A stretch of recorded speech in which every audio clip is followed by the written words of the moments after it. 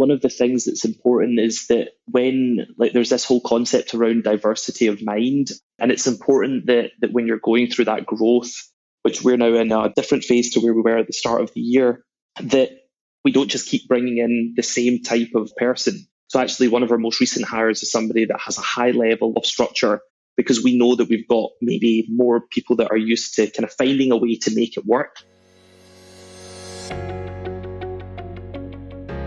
Welcome to Revenue Insights. Every week, we'll be joined by revenue leaders from some of the most successful and highest growing companies. Together, we explore how they built their revenue teams, the journeys that they've been on, and the lessons they have learned along the way. Revenue Insights is brought to you by Ebster. We're a revenue intelligence platform designed to help revenue teams to build more pipeline, close more deals, and retain more customers.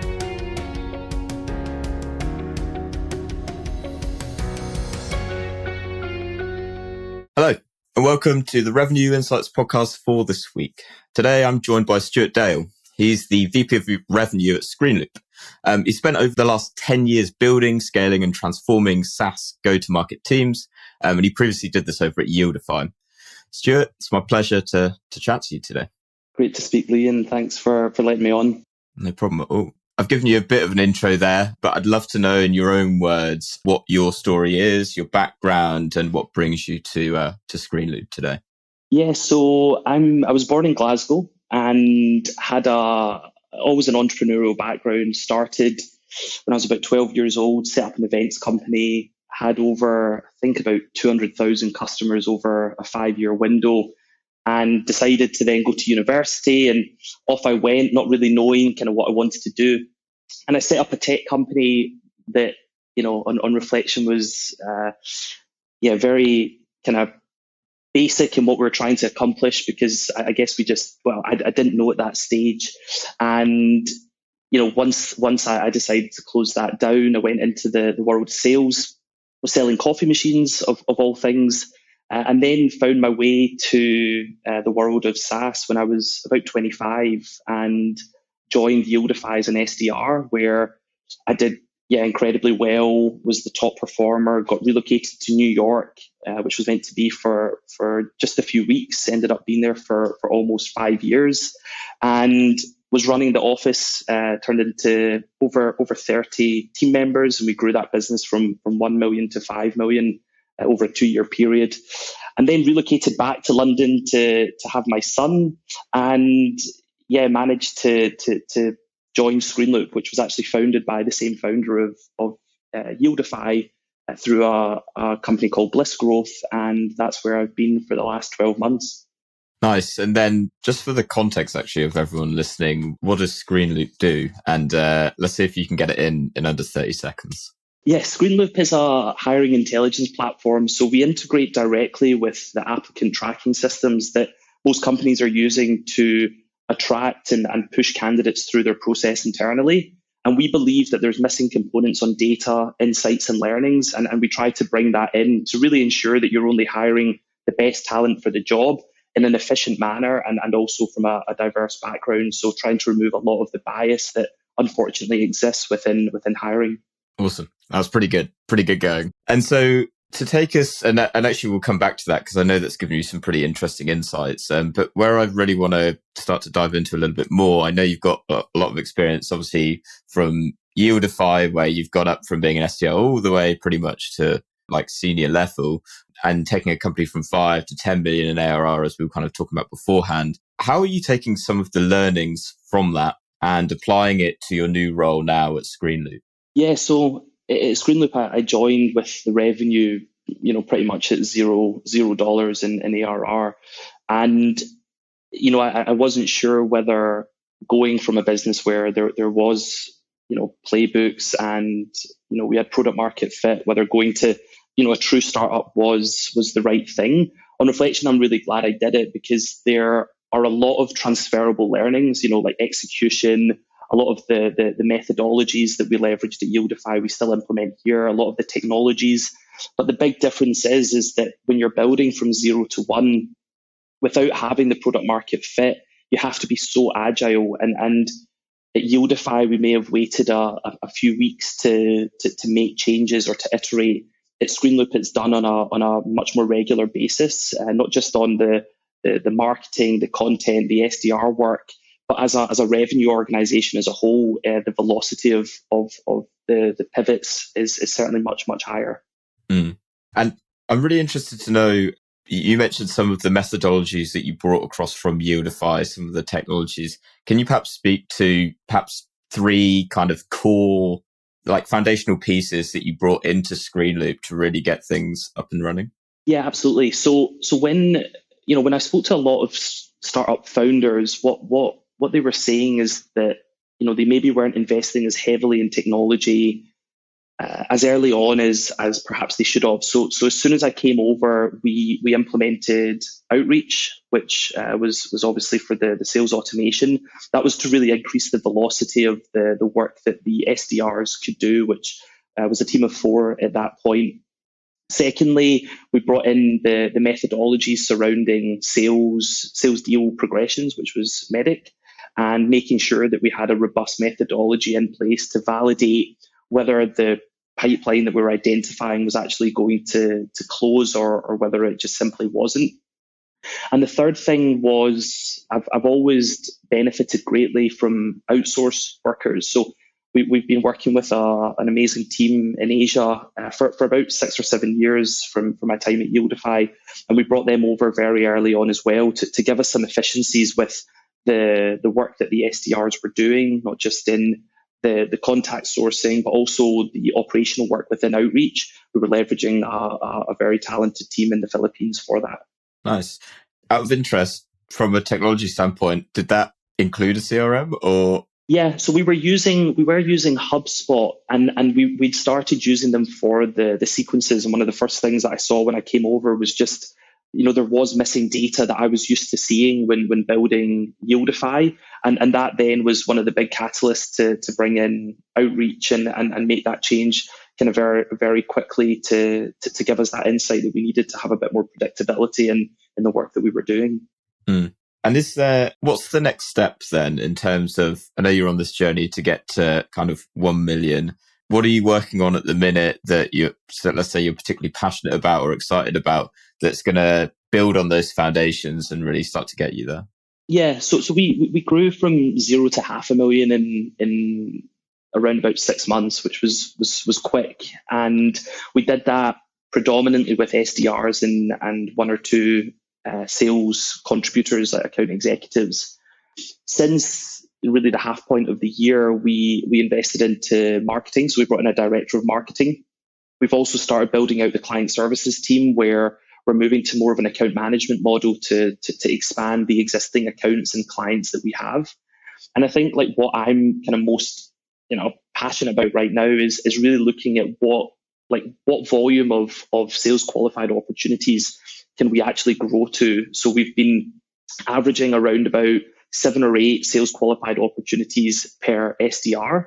But we really want to know, can we maximize that somewhere between 10 to 12, and how many SDRs can we ultimately hire to actually beat plan next year and be ahead of it. So we're doing a lot of work right now on our TAM analysis, on what our ICP 1, ICP 2 looks like, and really building a really clear plan to execute beyond 1 million by the end of the year, and into between 3 and 4 million by the end of next year.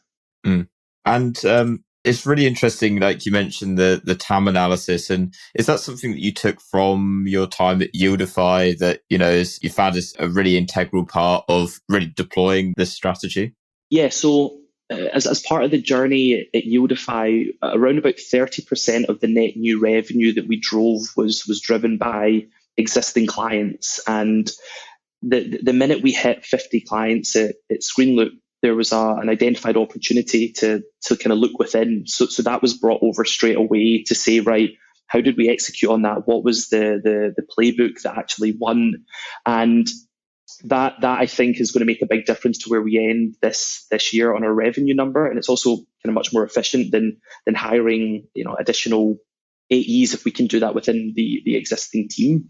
And I think ultimately the growth that we're anticipating from marketing and the sales qualified opportunities that they will bring was again what we saw at Yieldify. It was events, it was direct mail, it was kind of heavily personalized strategies to attract our tier one accounts, because we know that there's a large proportion of the overall revenue that exists sitting within probably that 20 to 30% of accounts out of everything that we're looking at.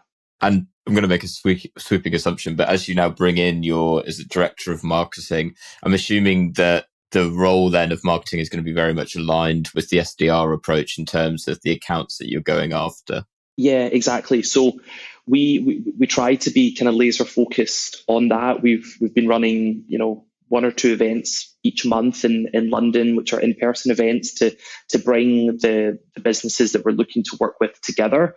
And certainly marketing sits directly with the SDR team.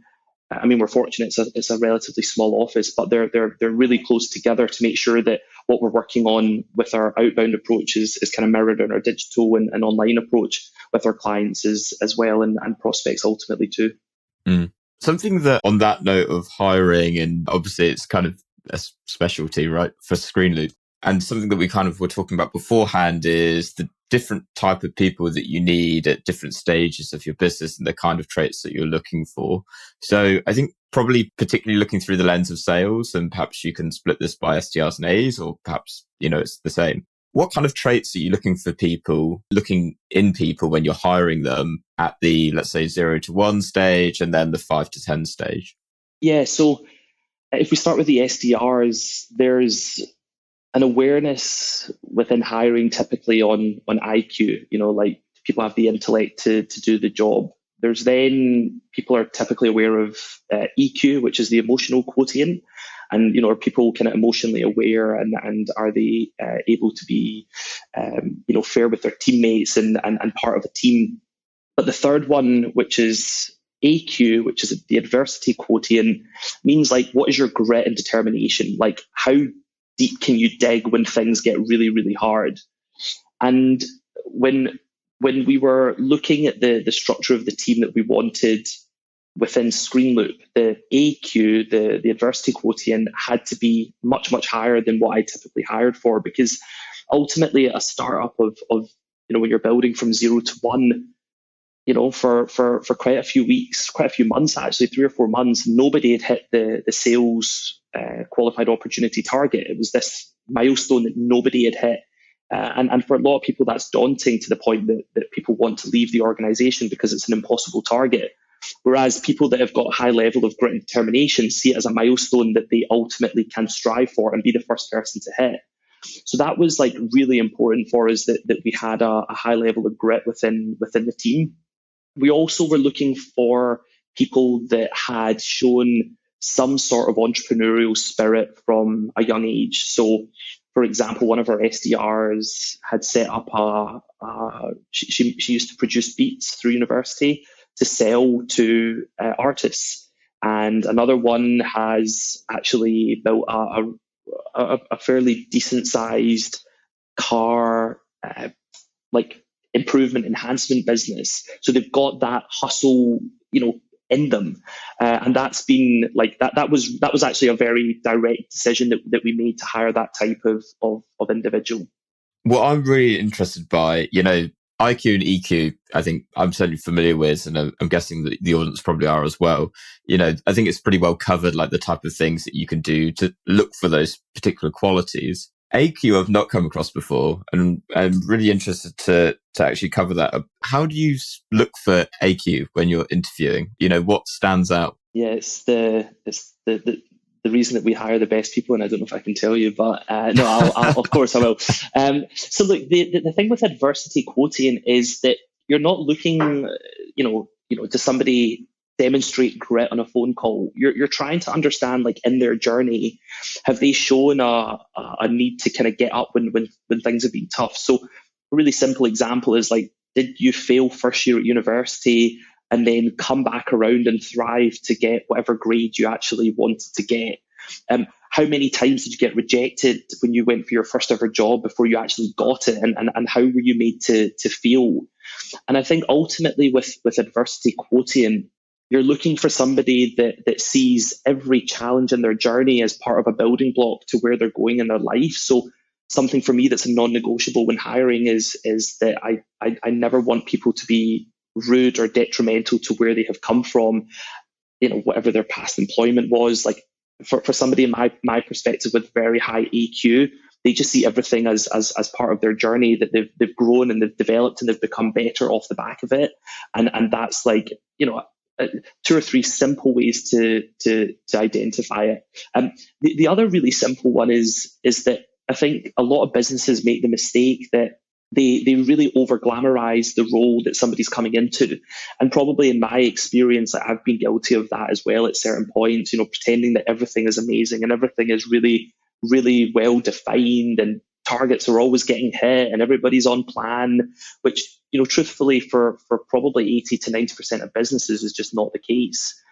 And for adversity quotient, a really simple thing to do is when you're probably at the second or third stage of the process, is just be completely honest as to where the business is at. Where's the team? Where is the top performance? Where's the weakest performers? What is the business doing well? What could they be better at? And you can really quickly pick up from somebody whether they take that as, I don't want to go there, which by the way is absolutely fine because it saves them a lot of pain as well as you a lot of pain. Or people with typically a very, very high level of EQ are looking at it like, oh, I know I can be part of this journey and I know that's what I'm looking for. And just because I missed target 1 month doesn't mean that I'm not going to hit it the next month. And that's something that we very proactively do here. Certainly more so than at Yieldify, where it was a little bit more well kind of defined. The PR was probably higher. Here we're very honest with people like what their journey will look like and the ups and downs that come with joining truly a startup on their initial phase of growth. Yeah, I really like the transparency that you're bringing in. I guess to add to it, it's very much the difference between not only them being the right fit for the role that you've got, but also you being the right fit for them, particularly in the early stage, as I can attest to as well. It's never easy, and actually bringing in people that, like structure and process being in place and you've got order and where you're kind of slotting in is very different to what it can be like, which, is very, I think you used the right word, like hustle kind of culture, which, suits some people and then very much alienates other people as well. Yeah. I was just going to add, like one of the things that's important is that when there's this whole concept around diversity of mind, and it's important that when you're going through that growth, which we're now in a different phase to where we were at the start of the year, that we don't just keep bringing in the same type of person. So actually one of our most recent hires is somebody that has a high level of structure, because we know that we've got maybe more people that are used to kind of finding a way to make it work. So actually we want to make sure that we're being mindful and bringing in people that can actually collaborate and learn from each other in a way that will be the best for the business, because ultimately we're now hiring for people to take us from 1 million to 5 million, that we need to have that diversity within the team. Yeah, it's a really good point actually, and it kind of brings me on to where I was going to go with it, is how do you then start to move them over and also start to evolve them as the business grows? You're obviously moving to a point where you get to, obviously for you guys, once you hit 1 million and then it's beyond. So what traits are you then looking for between 5 to 10 million? And I guess the second part to that is, how are you then taking the original people on that journey to that stage? Yeah, so we're very fortunate. Our founders are mainly all from some of the biggest unicorns in the world, whether it's Revolut or Stack Overflow, for example.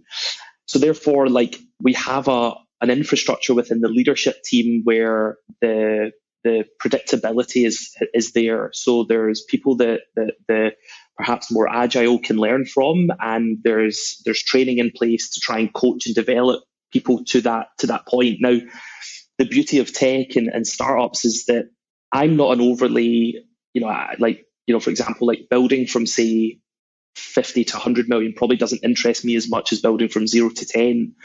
And if that's the case for other team members, then there's a wealth of opportunities within the business where they can still leverage that freedom. Maybe they go and open up an office, maybe they go into a new role, maybe they, take on a sub vertical that we've never challenged before to keep people playing to their strengths. And I read this book that really summarized it perfectly, that through school you're typically, spending most time on the subjects and the areas that you're weakest at, that, really your worst traits, and you're trying to go from a C to a B minus. And certainly for me, that was like the approach that school was, and university. And what I try to do as a leader is take people that are A's at what they like doing, and that can be across anything, and make them absolutely exceptional at it. And it typically is really, really well received, because you're really playing to the strengths, and especially if it's like a conscious decision to take them there, it's quite a phenomenal kind of set of outputs that you get from the individuals, if you can guide them, and if it's right for them, of course. Yeah, and I think that's absolutely the right way to approach it.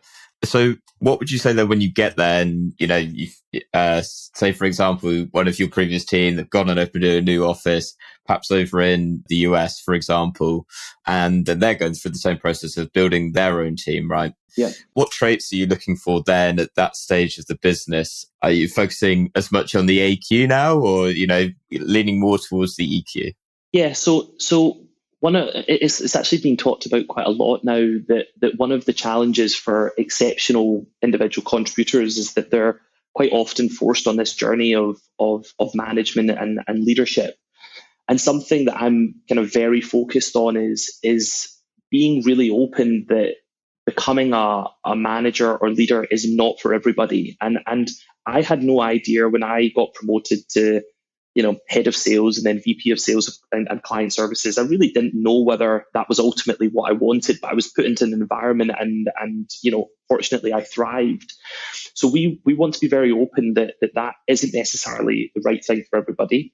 If people do choose to go down that route, then what's really important is that there's training and guidance and infrastructure in place to coach people and to take them from an individual contributor that's done really, really well to a manager, and then ultimately to a leader. And for me, like typically what I've seen, the most important traits, I think it swings more to EQ and IQ at that stage, where you're looking for somebody that can really understand people, but also operate with a high level of intellect, because they need to decide what lever to pull. They need to know what journey to take, what battle to fight, because in basically any business, there's a million things you can do, but you have to be kind of laser focused on what is going to make the difference. So I think they become slightly more important, while still, of course, you need AQ, because being a leader is also very, very challenging as part of the journey. Nice. I want to stay on the theme of, the difference between, 0 to 1 and 5 to 10, but actually change it up a little bit in terms of, obviously, given the time of year, we're in November at the time that we're recording this. Annual sales planning, really big part of preparing for the new year. And I'm curious to know from your, actually, to begin with, what is your process for, planning for the year ahead? What do you take into consideration? Do you have a step-by-step, or is it really quite a bespoke approach that you take?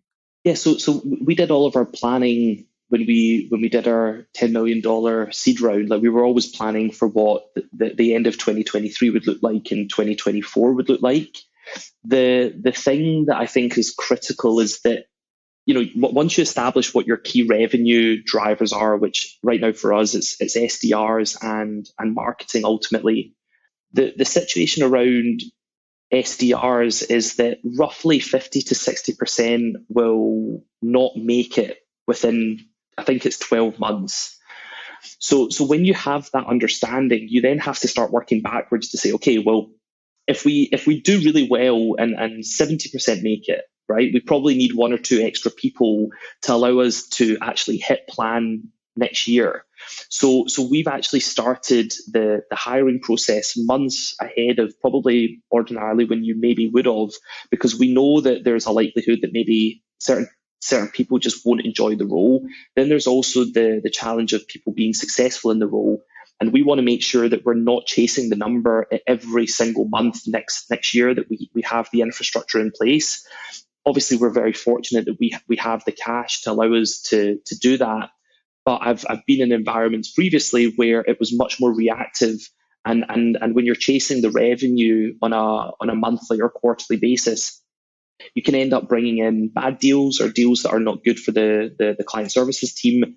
We don't want any of that within the culture that we're building. So therefore, we're being quite kind of direct in our approach to make sure that not only we have the people to hit the plan, but we give ourselves, minimum probably 4-month buffer to get them fully ramped and actually firing within their role to make sure that the revenue is attainable.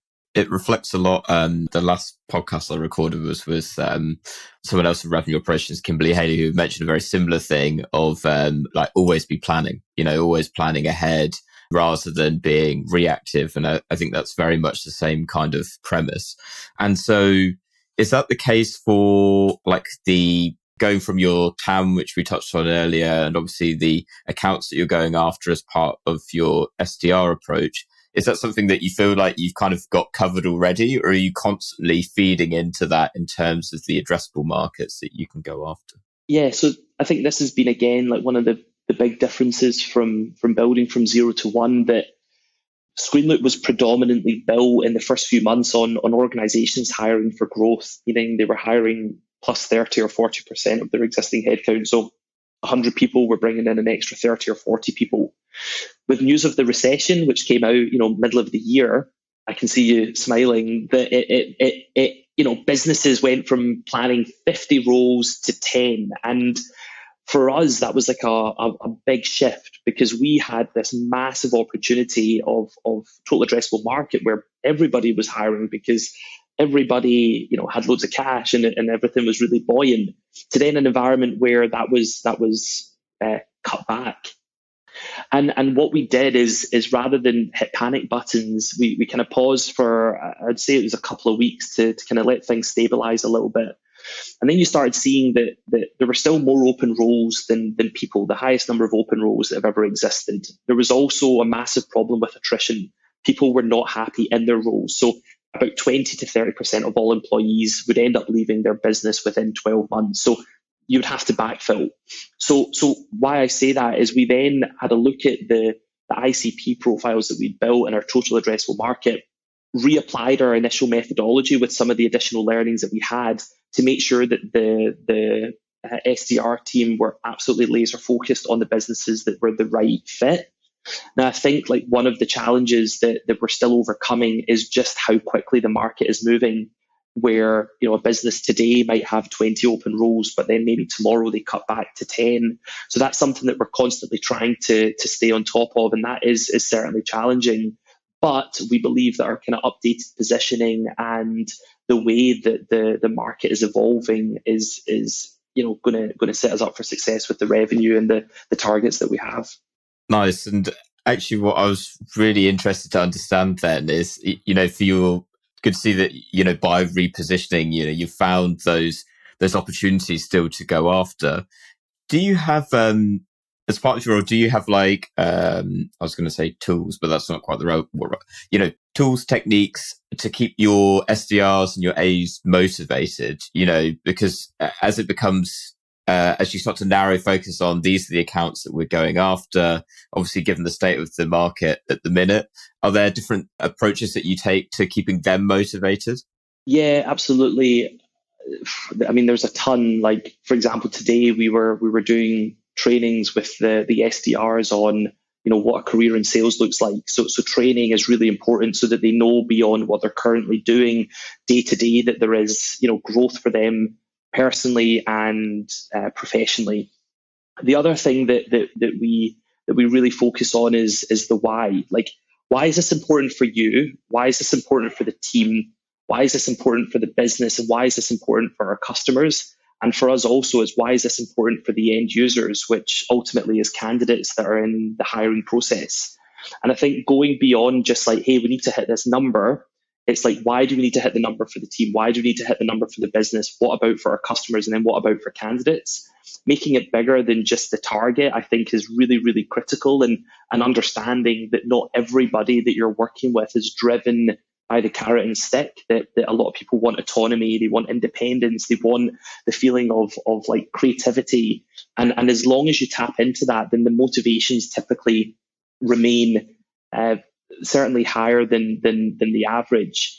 And the other thing is just, having some fun along the way. So, we took the team to Lisbon for an offsite, and for the SDRs, it had been a tough month. I think it was just off the back of August. Everybody was on holiday, and we went to Lisbon, and we gave them, I think, 3 or 4 companies each that were based in Lisbon. We gave them a budget to go and buy gifts for them, and just said, take the day out, go and meet your prospects, try and book meetings. And we ended up booking 70% of the people we went to see. So we booked about 11 or 12 meetings from the 16 or 17 companies we went to see. And the team absolutely loved it. And they came back and they were like so over the moon and so excited. And it was a human experience rather than just being email. And it's just like a small example of trying to, have fun along the way and not be robotic, because people get bored very, very quickly in boring environments. Yeah, it's amazing the impact that it can have, right? I think to give some context from an Ebster perspective, we found the same thing going out and doing events over in the US, where we'd spent probably the past kind of like 9 months to a year, kind of been behind a screen. Obviously, it was COVID and everything, and then went out there and actually got in front of people, and all of a sudden, it's you can see that there was product market fit, and you can see all the enthusiasm. And ever since coming back, you come back with a huge amount of momentum. And actually, sometimes just changing your perspective can have a humongous impact on the way things are going. Last question on the topic of sales planning: is there, not necessarily specific to Screenloop, because I know you kind of only been there for around about 12 months now, but even going back to Yieldify days, is there any perhaps mistakes that you've made from during that planning process that you've really learned from, and you're now carrying forward into how you're approaching planning ahead? Yeah, I think when we were doing the planning and the revenue targets, at Yieldify, we were probably too ambitious. And I think on reflection, not assuming that every hire you make is exceptional, whilst I'd like to think that, at Screenloop, we are very good at it, that having that understanding of what the likely performance is, then factoring in, what happens if, people leave, and of course your attrition rate is always something you're looking at, but, if it's a particularly bad time, or it's a, particularly good time. So what we've been doing with our sales planning is building 3 or 4 scenarios, which range from really bad to good to great. And I think that's really important for us to have the visibility of what those scenarios look like. And, one of the other, mistakes was probably not thinking through, ultimately how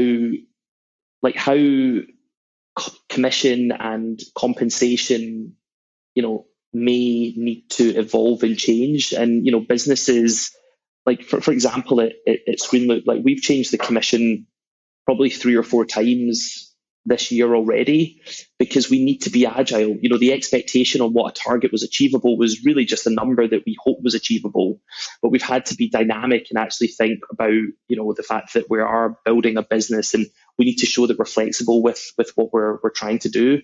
And I think possibly at Yieldify, maybe that was too rigid, and people know what, good and fair looks like, and we have been very focused on trying to optimize the commission and the compensation as fairly and as quickly as possible.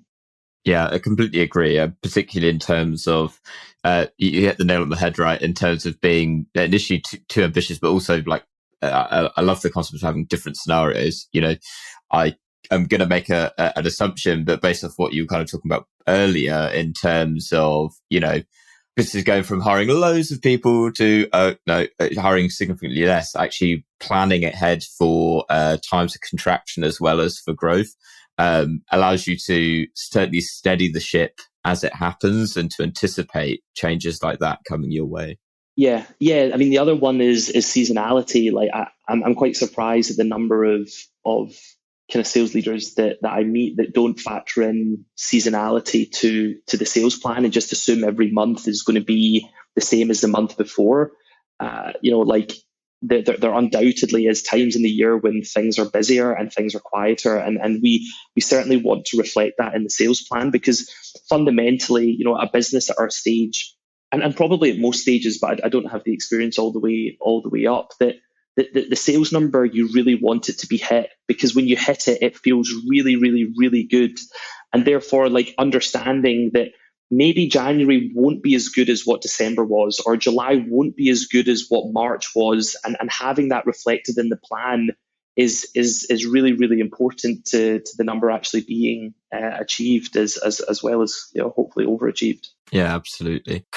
Penultimate question, and appreciate we could probably take this in lots of different ways, but something I did want to cover. You mentioned at the very beginning that obviously you went out and worked in New York, and obviously now you're based in London. What would you say are the fundamental, and if of course if you agree, what do you think are the fundamental differences between selling in EMEA and in the UK, but then versus selling in the US? Yeah. So the first thing I'd say is if you get the opportunity to move country and it makes sense for you, even if you don't know if it fully makes sense, I would recommend you grab it with both hands. I certainly wasn't aware of what that move would do for my career and for my growth and my development. And I think it's like a massive opportunity for people personally and professionally to go. But I hadn't even visited New York, and I turned up with 2 suitcases and about 4 foot of snow at Dunkin' Donuts on Times Square, and was just like, oh, I'm here. And as I said earlier, like, a few weeks turned into several years. So I'd say, yeah, firstly, like, if you get that chance, it is incredible, and take it. The differences that I noticed very, very quickly, everybody obviously knows the size difference, right? Like, the sheer volume of opportunities is 10x what I saw in the UK when I was selling there. And that is not just, on the East Coast, it's in the West Coast, it's in the Midwest, it's even in Canada, it's in Mexico. Like, it is just enormous, and with that comes opportunity.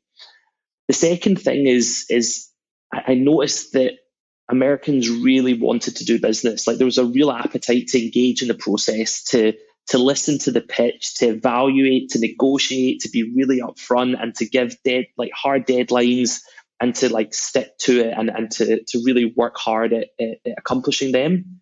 Whereas I always found in Europe that, certainly there was maybe more planning. It was maybe slightly more hesitant to really engage in the sales process. And, like, I would have discovery calls where they were planning for 18 months ahead in London, whereas in New York they were planning for Monday, or they were planning for next month, or for maybe next quarter. So they were certainly like that was very, very apparent.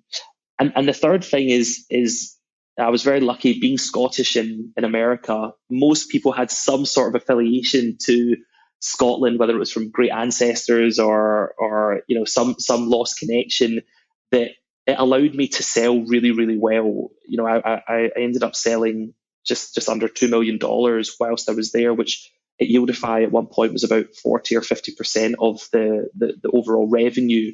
And it was just because there was such interest in the product. It was a great product. We had a really great process. And I think I was a bit of an anomaly being in America as a Scotsman, and I think it really, really helped. I'd like to think that there's probably a bit more to it than just, oh, well, I like the Scottish accent, so yeah, let's do a deal. No, it's really interesting. And do you reckon, other than, the bits that you kind of discussed there, in terms of the way that you sell, like the process, is there much different there? Or do you think it's very much more just more on the personality side of things? You say the appetite for it, or is it fairly similar? No, I mean, I definitely noticed the stakeholders that were involved typically were really senior in America from the start.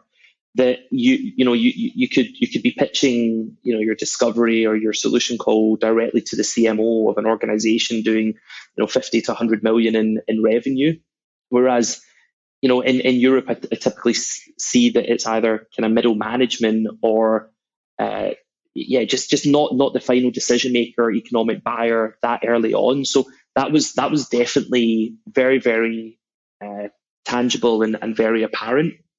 And I think also the critique of what your business does, like in in America, there really seemed to be a very open approach to understanding, the value, the implications, the technical, issues that could exist, and it was very, very upfront.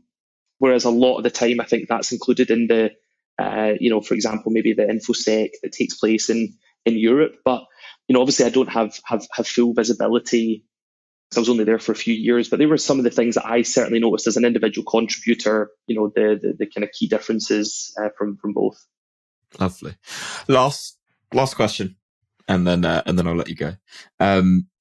What is one book that you would recommend to other revenue leaders? You actually alluded to one earlier, which I'm intrigued to know the title of. But what would be the one? Yeah, so the book for me that I think has made the most difference this year is Stolen Focus by Johann Hari. Mm-hmm. I don't know if you read it. I haven't. Okay. I actually recognise Johann Hari, but tell me a little more. He's done a few. He's an exceptional writer, and Stolen Focus, basically talks about the fact that the world we're living in is set up to distract you, and everything from Slack, email notifications, WhatsApp, Facebook, we are set up to be distracted. And he talks about the fact that Google email notifications, it was a team that were one day in a room. They said, how can we increase the number of people using email? And one developer said, well, why don't we just send a notification to their phone every time they get an email? And it was something like 3 or 4 billion notifications were then delivered the next day, or it was maybe a week after, but it was within a set period of time in one day. And that was the logic behind it.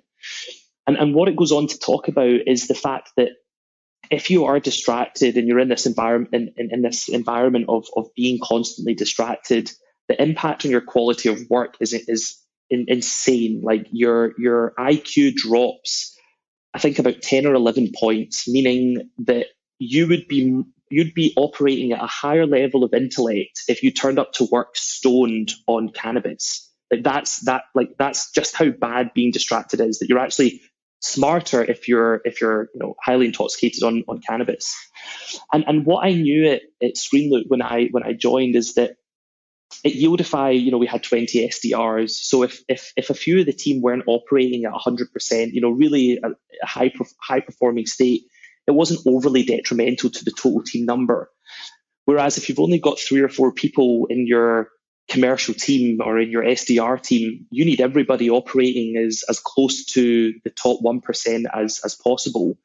So the book really explores and details some of the practices you can put in place to protect yourself, and really just allowing people to be aware of what distraction looks like and fundamentally the cost on performance to avoid it moving forward. And that book has been incredible for the team. We talk about it a lot. It's actually part of our onboarding plan here, and probably everyone in the office is bored of me talking about it because it was so powerful and it resonated so much because we're living in this digital world. So really, really amazing book. I love it. If I guess as a follow on to that, if to the listeners, if you've not watched The Social Network on Netflix, that's also a great kind of expose of like how it happens and how tech companies have come up with all these strategies to get you like hooked to your phone. I don't know, for your SDRs, is it not a good thing if your prospect on the other end is seeing their email coming in straight away, get distracted from what they're doing? Yeah, I mean, that's definitely the catch-22, but certainly just having the visibility and then let people operate within that. The big thing about the book is that the problem is a lot of it exists in a subconscious level. So if you want to try, like, delete an app from your phone that you use regularly and say you'll delete it for a week, what you'll find is you've got a twitch with your finger. So you'll go searching for that app subconsciously. Maybe when you go to get a coffee or you go to the bathroom, you're actively searching for it, and then you realize you're like, oh, I actually deleted it. And for me, when I deleted it was a LinkedIn app however many months ago, it took me about 2 weeks before I stopped doing that on a subconscious level. And it just showed like I wasn't proactively thinking about going on it. I was just getting consumed into that environment. So yeah, like it was very eye opening, and it was part of the reason for for implementing it. That's the power of habits for you. All right. I'm going to conclude there. Otherwise, that would take us down another rabbit hole. Stuart, this has been awesome. Well, to be fair, you've just said that you've deleted your LinkedIn app. So normally my follow-up at this point is, if anyone wants to connect with you, reach out to you, where can they find you? Evidently nowhere, but I'll throw it open to you. No, I'm still a user. I just don't have it on my phone, but I'm still on LinkedIn, of course. But yeah, it'd be great to connect. Awesome. We'll put a link down in the show notes. Stuart, this has been wonderful. Thank you so much for joining me, and to everyone at home that's been listening along. Thank you so much. We'll see you next week. Thanks, Lee. Appreciate it. It was awesome. Cheers. Thanks for listening to Revenue Insights. If you want to learn more, subscribe to our newsletter, and we'll deliver every episode straight to your inbox. If you have any questions, feel free to connect with us on LinkedIn. Our links will be in the episode notes. See you next week.